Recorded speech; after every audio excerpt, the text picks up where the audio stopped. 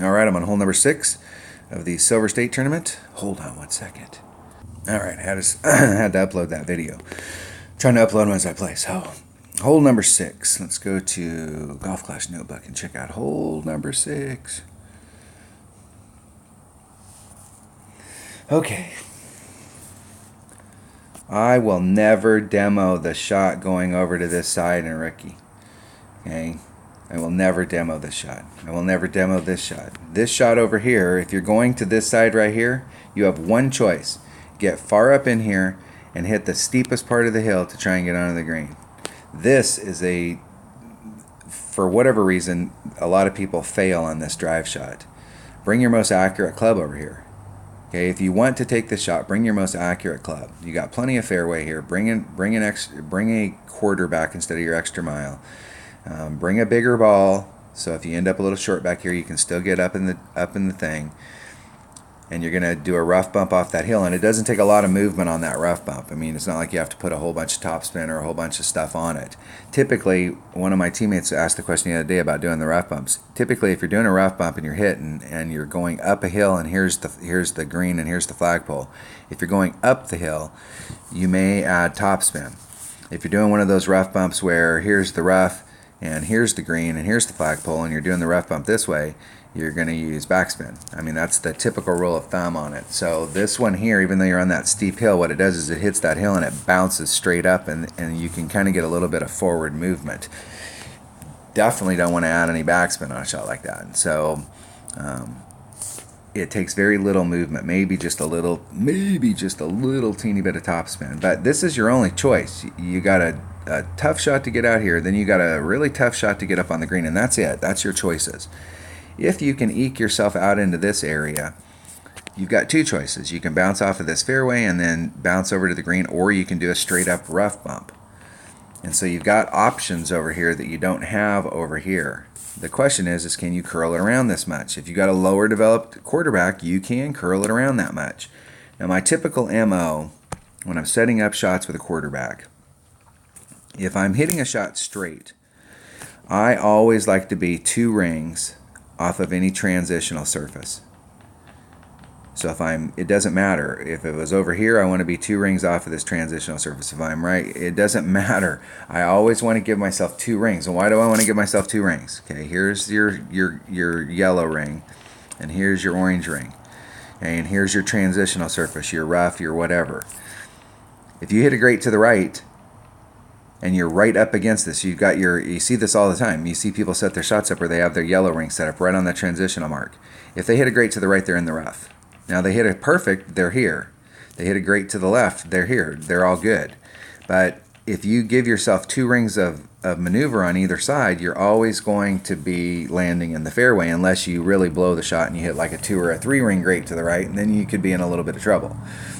Whenever I'm using curl, and I have a transitional surface like this, I always want to be 2.5 to 3 rings off of this transitional surface, because when the curl comes in, when you're hitting it straight, it goes like this. But when you're bringing in curl and it's doing this stuff, sometimes it can eke in, and you may be, you hit a great to the right there, you might be 1.5 rings instead of just a ring. Instead of just being a 1 ring great to the right, it's 1.5 rings to the right. So normally when I'm doing shots like this where we're coming in at this angle and then we're trying to get the ball to go this way, I'd like to be 3 rings off. But if you've got lower developed stuff, you don't have enough curl to make up that 1 ring of extra distance. So you kind of have to pinch yourself just a little here. I'm going to bring a bigger ball. I'm going to bring a katana, because I'd rather have the 3 side spin of a katana than the extra power of a Titan.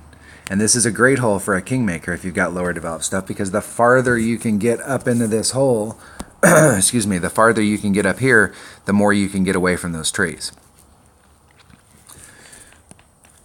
But I'm going to have to pinch myself right down here at the bottom, and I'm only going to be like 2 rings off when I would like to be 3. So if I hit a great to the right here, I may just have enough room. But the reason I'm doing that is I want to give myself the opportunity to be able to hit a great to the left or the right and still end up in the fairway. So I definitely want to take this bag.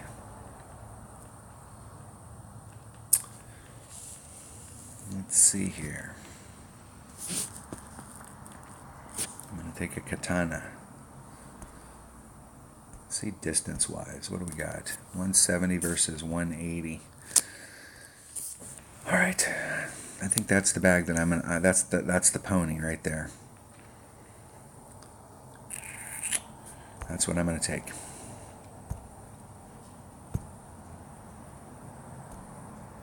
It does not take very long when you're playing to get that quarterback up to a usable level, and you can get it done. Now, if you're brand new and you're doing this, there are options.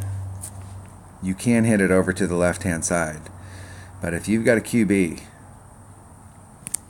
the shot to the right is available to you, and it gives you a much better. The side spin here is super important. So I want to be a couple rings out.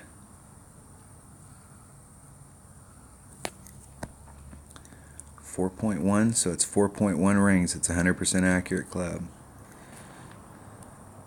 There's 4, just a titch. We're going to put on all the curl that we can put on. And hit it perfect.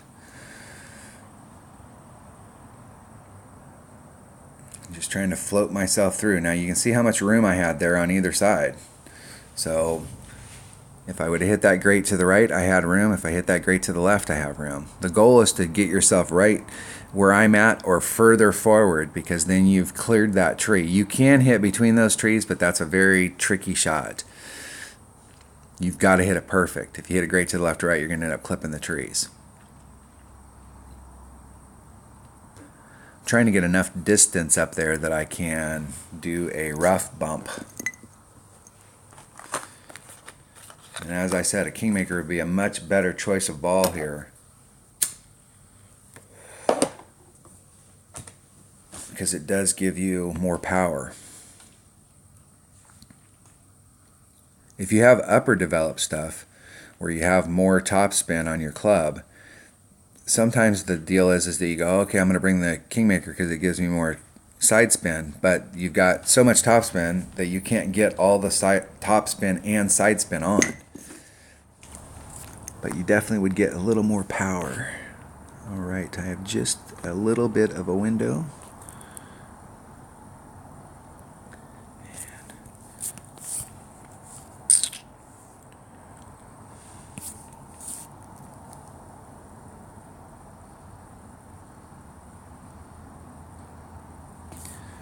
I'm going to put too much on there, but I'm a little low.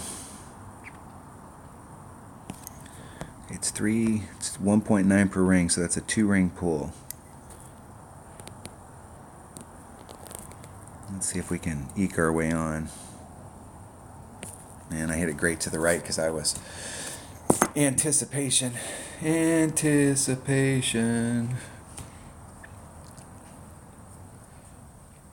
I find myself in that position a lot on this hole. When I hit it short like that. The fear here is that if you put too much topspin and you get up there, you'll actually roll off the backside of the screen. This screen is really tough. I should have played it safe and bounced over, but I was going for it. I like these rough bumps. The Milano's got a lot of holes that you can do a rough bump on, and the only way you get good at those rough bumps or get them dialed in is to take them.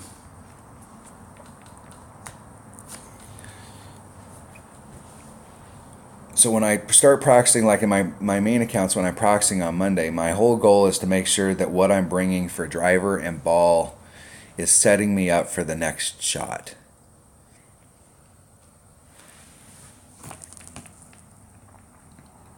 And I like that ball combination there, although I would like to have had a Kingmaker just because of the distance.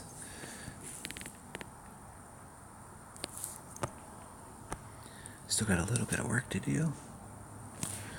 Need to hit this perfect.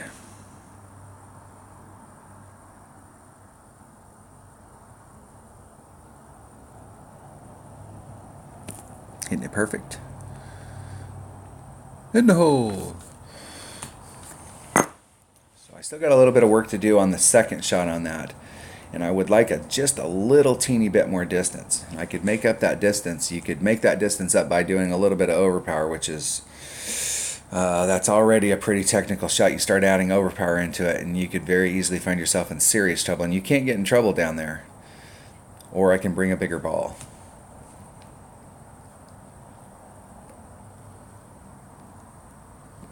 And this may be one of those holes where if you don't have a lot of kingmakers, if you've got a couple kingmakers, save those kingmakers for the weekend round. And you just kind of have to suffer a little bit during the qualifying and the opening round. But I'm definitely going to try and switch that up to a kingmaker on the weekend round for sure. But you can still get it done easily and get an eagle on that hole really easy. If you're doing the rough bump there, I did the rough bump the other day. I got an Albie in this account, and I brought a big dog. And so that big dog, even though it doesn't have a lot of ball guide on it, it gives you get enough ball guide on that rough bump that you can at least get headed towards the hole. And it might be a better deal to not mess around with the distance, because if from where I was at, I really should have taken the hop over shot. I really should have taken the shot from here and bounced it over. I was just trying to get a little greedy there. But if I had had a big dog, I easily would have had the distance to get up in here. And what was freaking me out was I was back farther.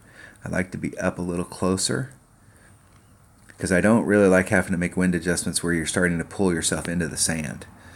Because when you get into sand, it reacts different. So maybe on that, if I want to continue to play that with the Katana and I want to do that rough bump, I should switch it up to a big dog. We'll see how it goes as the week goes on. The next time I play this hole in the opening round, that's what I'm going to do. I'm going to bring a Katana and a big dog and try and get the distance that I got right there with the Katana and use the big dog to try and do the rough bump to get on.